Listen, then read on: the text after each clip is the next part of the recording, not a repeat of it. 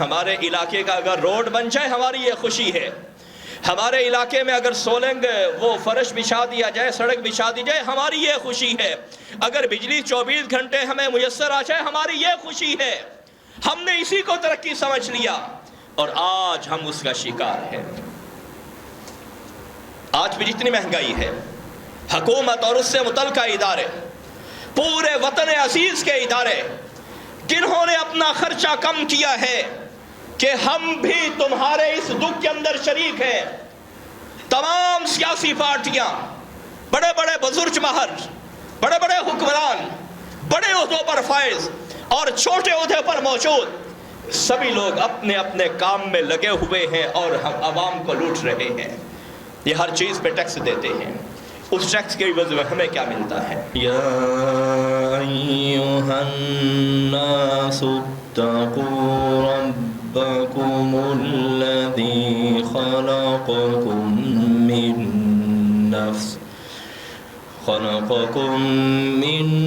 نفس واحدة وخلق منها زوجها وبث منهما رجالا كثيرا ونساء واتقوا الله الذي تساءلون به والأرحام إن الله كان عليكم رقيبا.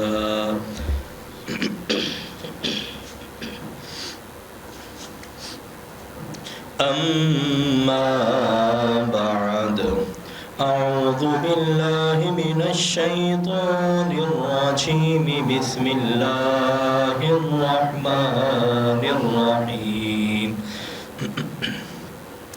ومن أعرض عن ذكري فإن له معيشة ضنكا.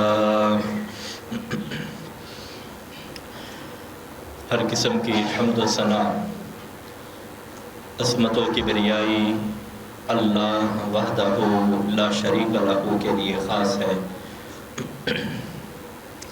انگنت، لا تعداد، لا محدود، بے انتہا درود و سلام ہو سید الاولین والآخرین، امام کائنات، فخر موجودات، احمد مجتبی حضرت محمد مصطفیٰ صلی اللہ علیہ وسلم کی ذات گرامی پہ.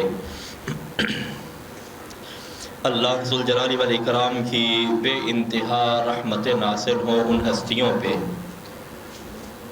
جنہوں نے انسانیت کے لیے ہمیشہ ہی اچھا سوچا، بھلا سوچا، خیر خواہی کی اور ان کے ساتھ اسی طرح کا برتاؤ کیا جس طرح کا رویہ وہ اپنے بارے میں پسند کرتے ہیں، جن میں سب سے پہلے حضرات صحابہ کرام ہیں، پھر تابعین اعظام ہیں، پھر تبع تابعین ہیں. اللہ ہمیں بھی ان لوگوں میں شامل فرما دے.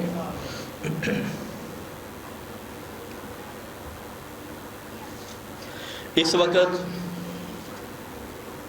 ہمارا وطن عزیز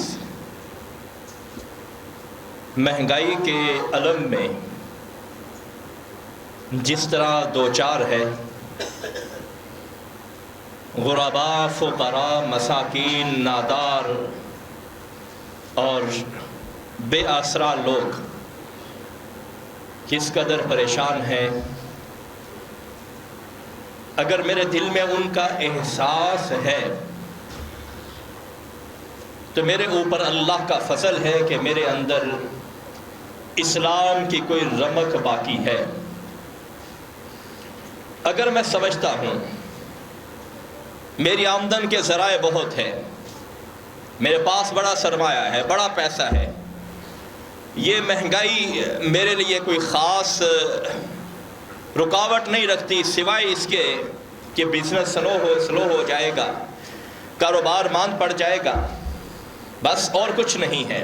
میرا کچن بہترین چل رہا ہے، 2-4 لاکھ میرا مہینے کا کچن کا خرچہ ہے، مجھے کوئی پرواہ نہیں ہے کہ میرا ہمسایہ کس کیفیت میں ہے، میرا رشتہ دار کس پریشانی کے اندر 2-4 ہے۔ اگر یہ کیفیت ہے تو مجھے اپنے اسلام کی فکر کرنی چاہیے کہ میں کس درجے کا مسلمان ہوں۔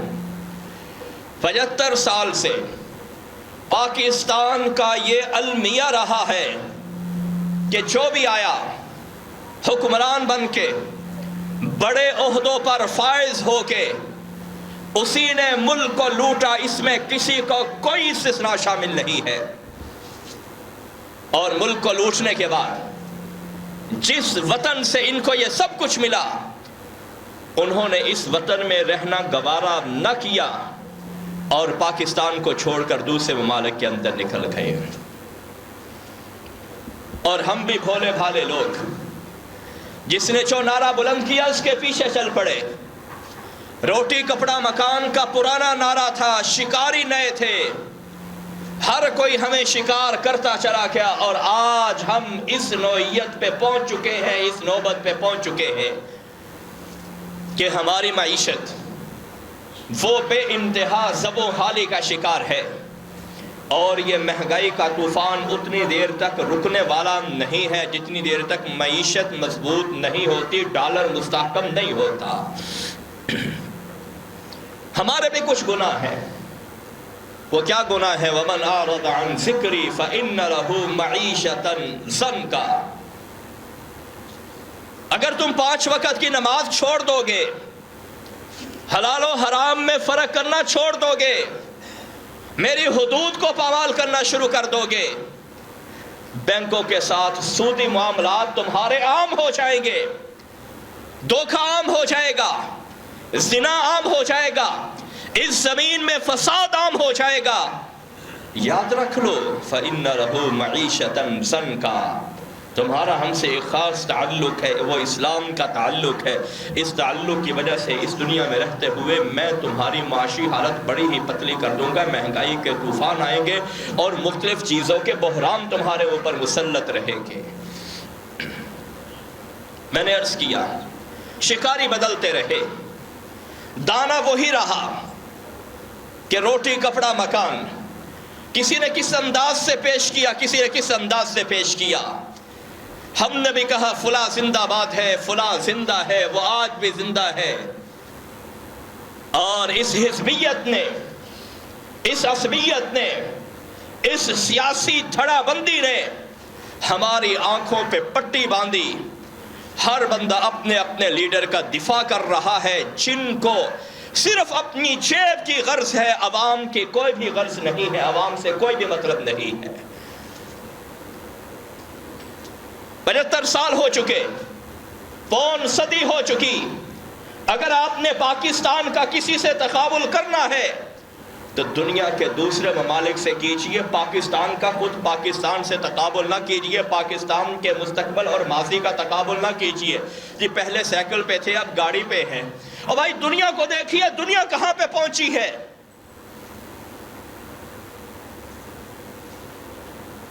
اور دنیا نے کیا کیا تجربات کیے اور کیا کیا انہوں نے حیران کرنے والی چیزیں کی، ہم انہی چیزوں پر برقرار رہے، انہی چیزوں پر ہم نے سمجھا ہماری خوشی کیا ہے۔ ہمارے علاقے کا اگر روڈ بن جائے ہماری یہ خوشی ہے، ہمارے علاقے میں اگر سولنگ وہ فرش بچھا دیا جائے، سڑک بچھا دی جائے، ہماری یہ خوشی ہے، اگر بجلی 24 گھنٹے ہمیں میسر آ جائے ہماری یہ خوشی ہے۔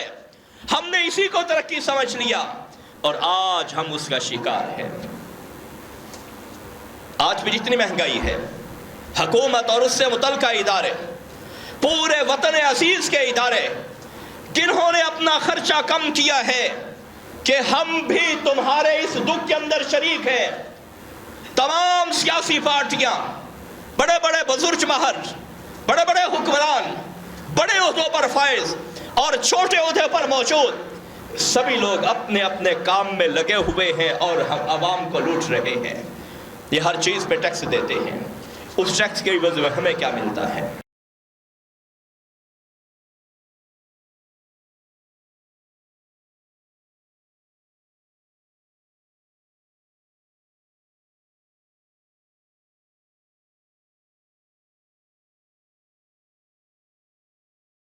سبھی پارٹیاں سبھی جماعتیں اس جرم کے اندر شریک رہی ہیں، کوئی کس درجے میں کوئی کس درجے میں۔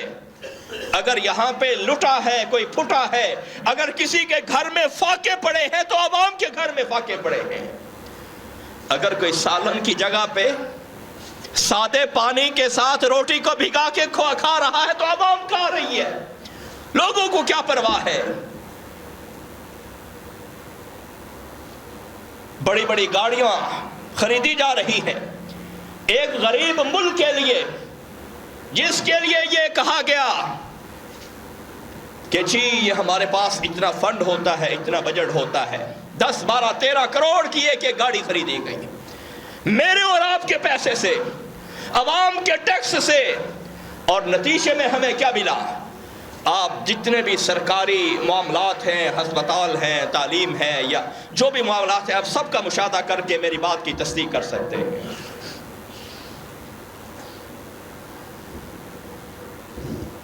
28 اگست سن 2023 ابھی کی بات ہے، نوائے وقت کے اداریے میں ایک رپورٹ چھپی، انہوں نے ذکر کیا کہ اقوام متحدہ نے پاکستان کے اندر یہ تحقیق کی ہے۔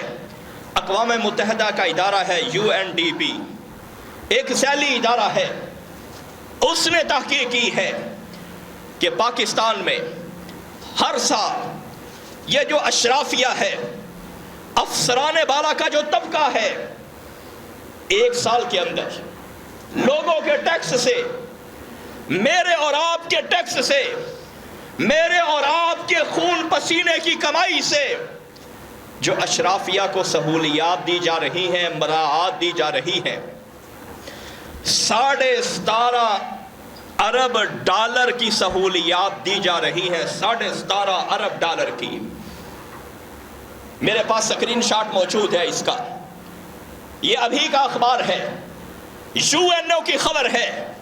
17.5 ارب ڈالر، وہ پاکستان جو 1.25 ارب ڈالر کے لیے کفار کی منتیں کر رہا ہے، اسی پاکستان کے اندر ایک سال کے اندر 17.5 ارب ڈالر کی مراعات، سہولیات اور دیگر چیزیں اشرافیہ کو دی جا رہی ہیں۔ اگر کسی کو نہیں کچھ مل رہا، عوام کو نہیں مل رہا، پیسہ آتا ہے کہاں پہ چلا جاتا ہے؟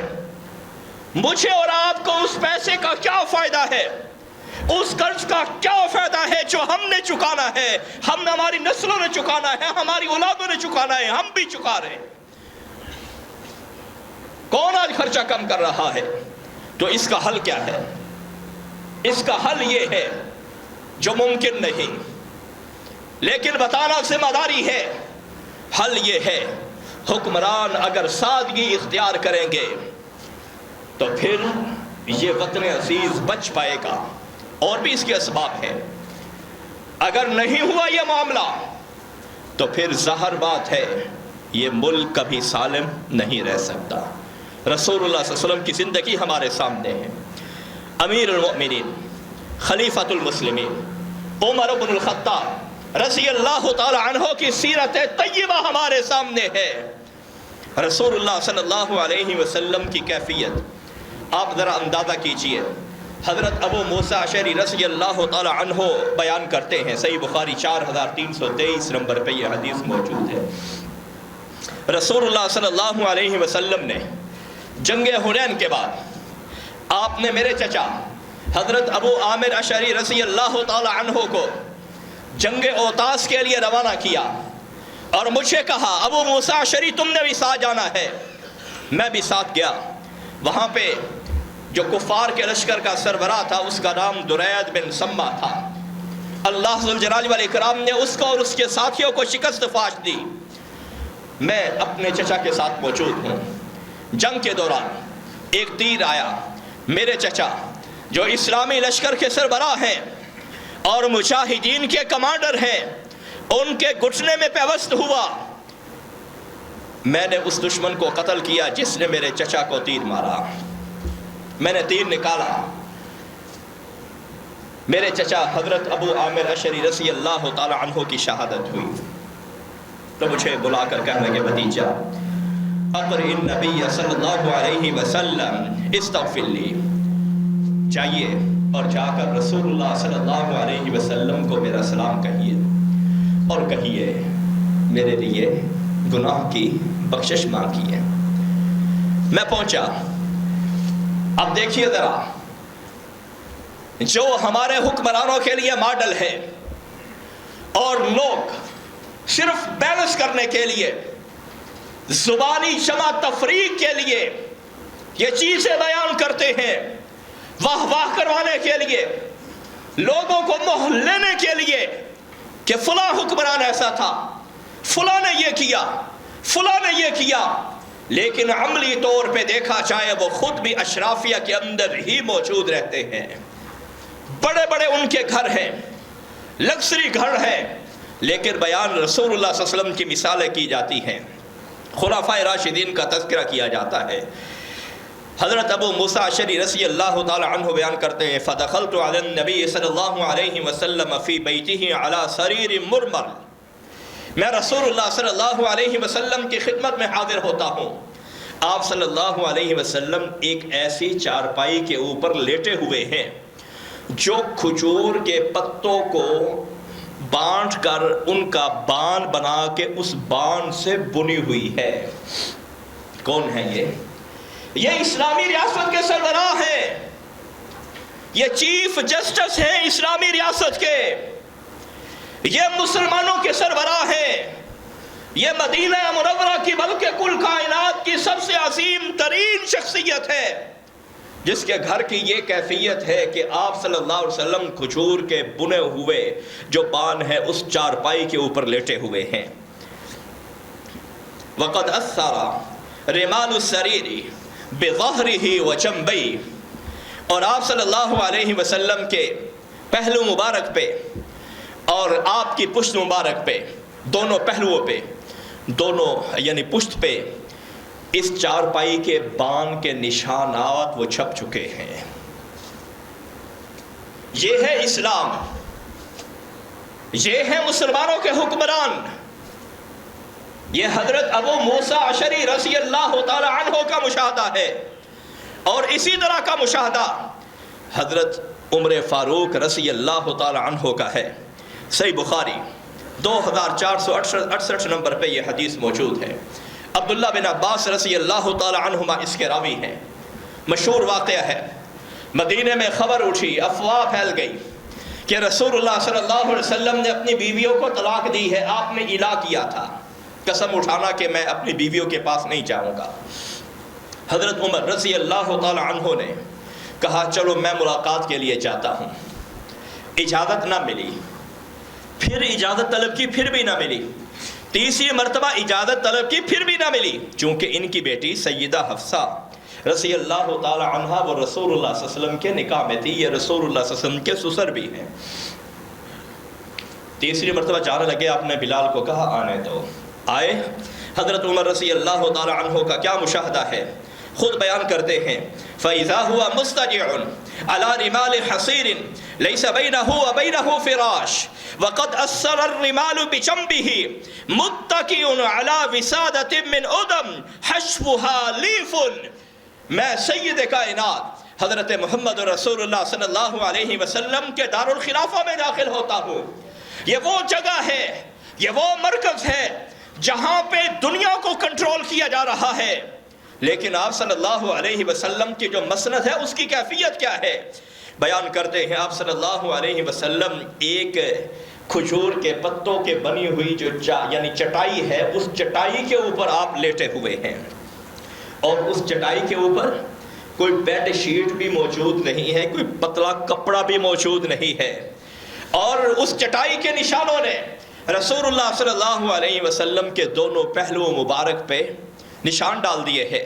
متکئن علی وسادۃ من ادم، رسول اللہ صلی اللہ علیہ وسلم نے ایک تکیے سے ٹیک لگائی ہوئی ہے، یہ کوئی امپورٹڈ تکیہ نہیں ہے، یہ کوئی برانڈڈ نہیں ہے، یہ دنیا کے مشہور ترین کسی برانڈ کا حصہ نہیں ہے، بلکہ مدینہ منورہ کا ایک جو چمڑا ہے، بکرے کا چمڑا، اس کو صاف کر کے یہ تکیہ اس سے بنایا گیا ہے، حشوھا لیفن، اور اس تکیہ کے اندر کوئی کپاس، کوئی کاٹن یا کوئی ایسی نرم چیز نہیں ہے، وہ بھی کھجور کے پتے بھرے ہوئے ہیں۔ یہ محمد رسول اللہ صلی اللہ علیہ وسلم ہے۔ آنکھوں میں آنسو آ گئے عمر فاروق رضی اللہ تعالی عنہ کے۔ اللہ کے نبی صلی اللہ علیہ وسلم دنیا کے بادشاہ، اس قدر عیش اور تنعم کے اندر، آپ تو کل کائنات کے سردار ہیں، دونوں جہان آپ کے ہیں۔ یہ کوئی مجبوری نہیں تھی، انصار آپ پہ اس قدر فدا تھے کہ جب ان کی بچیاں جوان ہوتی، رسول اللہ صلی اللہ علیہ وسلم کی رائے کے وہ منتظر ہوتے کہ کاش ہمارا نصیب جاگ جائے، رسول اللہ صلی اللہ علیہ وسلم ہماری بچی کو اپنے نکاح میں لے لیں۔ یہ انصار ہے۔ امام ابن حجر رحمہ اللہ نے اپنی معرکہ آراء کتاب الاصابہ فی تمییز الصحابہ 18 جلدوں میں ہے، صحابہ کرام کے بارے میں ہے۔ اس کے مقدمے کے اندر کتاب کے شروع میں یہ بات لکھی ہے کہ جب بھی انصار و مہاجرین کا کوئی بچہ پیدا ہوتا، وہ برکت کے لیے، دعا کے لیے، گھٹی کے لیے رسول اللہ صلی اللہ علیہ وسلم کی خدمت میں لایا کرتے تھے۔ آپ کے بڑے بڑے جانثار تھے، مدینہ کے اندر بڑے بڑے سیٹھ تھے۔ حضرت عثمان کیا کوئی کم تھے؟ آپ کے داماد بھی ہیں۔ حضرت سعد بن عبادہ کیا کوئی کم تھے؟ حضرت عبد الرحمن بن عوف کیا کم تھے؟ حضرت ابو طلحہ انصاری کیا کم تھے؟ لیکن رسول اللہ صلی اللہ علیہ وسلم نے نگاہ اٹھا کے کبھی ان چیزوں کو دیکھا ہی نہیں ہے، بلکہ دل کے اندر ان چیزوں کا کبھی تصور ہی پیدا نہیں ہوا۔ اور یہی عمر فاروق رضی اللہ تعالی عنہ ہے۔ ان کی ایک نہایت اہم میٹنگ ہونے والی ہے۔ خلفائے راشدین کی مثالیں دینے والوں سنو، اہم ترین میٹنگ ہونے والی ہے۔ ان کے ایک غلام ہے مالک بن اوس بن حدثان رحمہ اللہ، صحیح بخاری 3094 نمبر پر یہ واقعہ موجود ہے، لمبا واقعہ ہے۔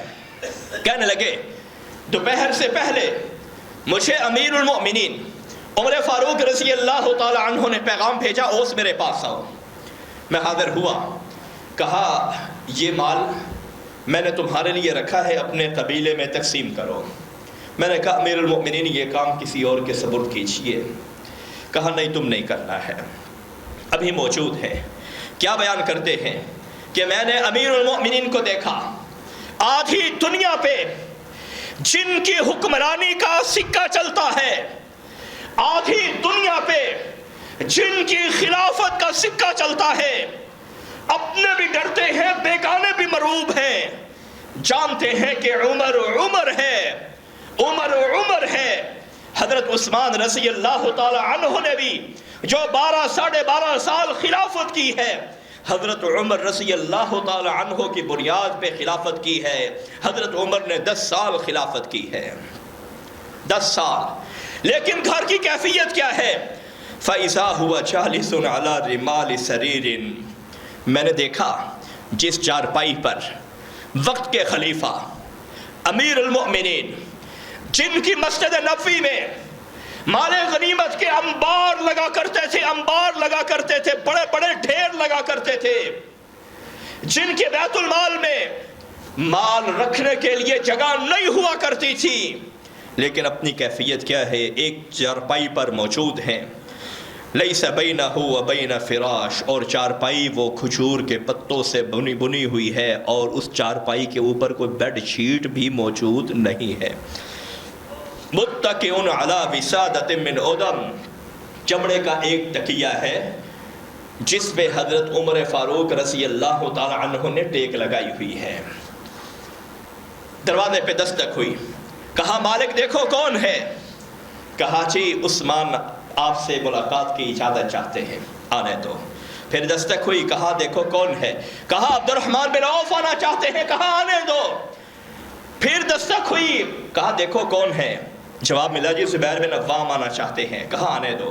پھر دستک ہوئی، کہا جی سعد بن ابی وقاص آنا چاہتے ہیں، کہا آنے دو۔ یہ چاروں عشرہ مبشرہ بالجنہ ہے جن کو رسول اللہ صلی اللہ علیہ وسلم نے بار بار جنت کی بشارت دی ہے. پھر دستک ہوئی, کہا دیکھو کون ہے. کہا جی علی بن ابی طالب ہے اور عباس بن عبد المطلب ہے رضی اللہ تعالی عنہم. کہا ان کو بھی آنے دو. ایک جھگڑا تھا, وقت نہیں ہے, نہ ہمارا موضوع ہے. تو یہ 6 بندے, ان کی نہایت اہم میٹنگ ہے. کہاں پہ ہو رہی ہے؟ امیر المؤمنین کے گھر میں ہو رہی ہے, جہاں کوئی زرق و برق نہیں ہے. ایک سادہ سی چارپائی ہے جس پر امیر المؤمنین تشریف فرما ہے, اور اس چارپائی کے اوپر کپڑا بھی نہیں بچھا ہوا. آج ہماری کیا کیفیت ہے؟ ایک بڑے عہدے پر فائز آدمی بھی ہمارے وطن عزیز کی تاریخ میں آیا جس کے لباس دنیا کے اندر مشہور تھے. دنیا کے مختلف برانڈ سے وہ کپڑا خرید کے اپنا لباس تیار کروایا جاتا. اگلے جمعے میں انشاءاللہ العزیز ایسے لوگوں کا انجام بھی بیان کروں گا. میں یہ عرض کرنا چاہ رہا ہوں کہ جن لوگوں نے دنیا میں اسلام کو غالب کیا, عوام کے اندر جنہوں نے مقام پایا, ان لوگوں نے قربانیاں دی ہیں. آج بھی آپ دنیا کے نقشے پر دیکھ لیں, جو اپنی عوام کے ہو رہے لوگوں نے انہیں اپنے سر آنکھوں پہ بٹھایا, اور جو نہ ہو رہے جس طرح آج لوگ ہر طرف سے مایوس ہیں, ہر طرف سے. تو یہ ہمارا المیہ ہے. میں عرض کر رہا ہوں امیر المؤمنین رضی اللہ تعالی عنہ کی کیفیت کا. صحیح بخاری 2881 نمبر پہ ایک واقعہ موجود ہے. حضرت ثعلبہ بن ابی مالک رضی اللہ تعالی عنہ اس کے راوی ہیں. بیان کرتے ہیں کہ مال غنیمت میں ایک مرتبہ چادریں آئیں, یہ عورتیں جو اوپر لیتی ہیں. ایک چادر باقی بچ گئی, بڑی عمدہ چادر تھی, بڑی زبردست چادر تھی. تو حاضرین میں سے کسی نے کہا اعطی ھذا ابنۃ رسول اللہ صلی اللہ علیہ وسلم التی عندک یریدون ام کلثوم بنت علی. کہا گیا امیر المؤمنین آپ کے نکاح میں رسول اللہ صلی اللہ علیہ وسلم کی بیٹی ام کلثوم بنت علی ہیں. یہ ام کلثوم حضرت علی اور سیدہ فاطمہ رضی اللہ تعالی عنہما کی چھوٹی بیٹی ہیں. حضرت عمر رضی اللہ تعالی عنہ نے یہ رشتہ مانگ کر لیا تھا, اور یہ بات اہل سنت کی کتابوں میں بھی موجود ہے اور دوسروں کی کتابوں میں بھی موجود ہے. یہ ایسی حقیقت ہے جس کو نہیں جھٹلایا جا سکتا. کس سے کہانیاں بنائی جاتی ہیں, جی بڑا اختلاف تھا, یہ تھا, وہ تھا, اور یہاں پہ حضرت علی رضی اللہ تعالی عنہ اپنی بیٹی کا رشتہ حضرت عمر رضی اللہ تعالی عنہ سے کر رہے ہیں. یہ بات یاد رہے. نکتے کی بات ہے, عرب کے اندر چھوٹی عمر کی بچی سے نکاح عام تھا, کوئی معیوب نہیں تھا. ان کی ایک ثقافت, ایک تہذیب تھی, ایک ثقافت تھی اور ایک تہذیب تھی. ویسے بھی قرآن سے یہ ثابت ہے کہ نابالغہ بچی کا نکاح ہو سکتا ہے, قرآن سے یہ ثابت ہے.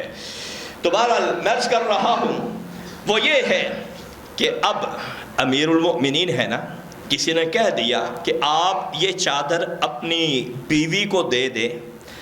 تو حضرت عمر رضی اللہ تعالی عنہ کیا عرض کرنے لگے, ام سلیت احق, کہ اس چادر کی ام سلیت رضی اللہ تعالی عنہ وہ زیادہ حقدار ہے. کیوں حقدار ہیں؟ اس لیے حقدار ہیں, ان کے اندر 3 خوبیاں ہیں. نمبر 1, یہ انصاریہ خاتون ہے. نمبر 2, انہوں نے رسول اللہ صلی اللہ علیہ وسلم سے بیعت کی تھی. اور نمبر 3, میں نے دیکھا کہ احد کے روز جب مسلمان زخمی ہو رہے تھے, زخموں میں تڑپ رہے تھے, یہ تمام خطرات سے بے خطر ہو کے, تمام خوفوں سے بے خوف ہو کے مشکیزے میں پانی بھر بھر کے شہداء کو اور جو زخمی تھے ان زخمیوں کو پانی پلا رہی ہے. اس لیے یہ چادر میں ام سلیت کو دوں گا اس کی خدمات کے عوض. آج کیا ہو رہا ہے ہمارے وطن عزیز میں؟ آپ کے پاس شاید اس حوالے سے مجھ سے کہیں زیادہ باتیں ہوں, یہ ایسی چیز ہے جس کو دلائل سے ثابت کرنے کی ضرورت نہیں ہے، اوپر سے نیچے تک ہی ہر بندہ کرپشن میں ڈوبا ہوا۔ آج ہمارے ادارے کیوں نہیں چل رہے؟ سیاسی بھرتیاں ہیں، سفارشی بھرتیاں ہیں، پیسے کا چال چلن ہے، اور یہ ساری چیزیں ہیں۔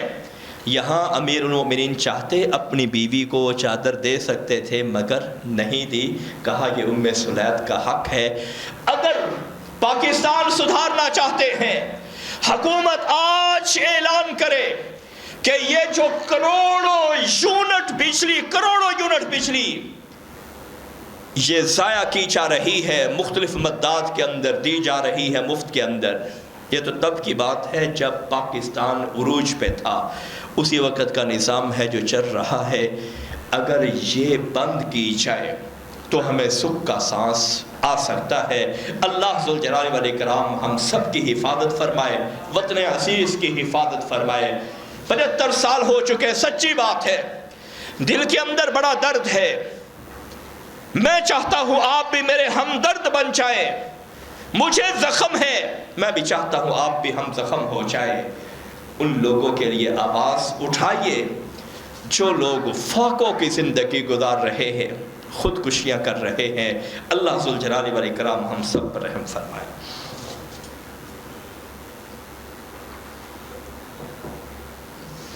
یہ ایک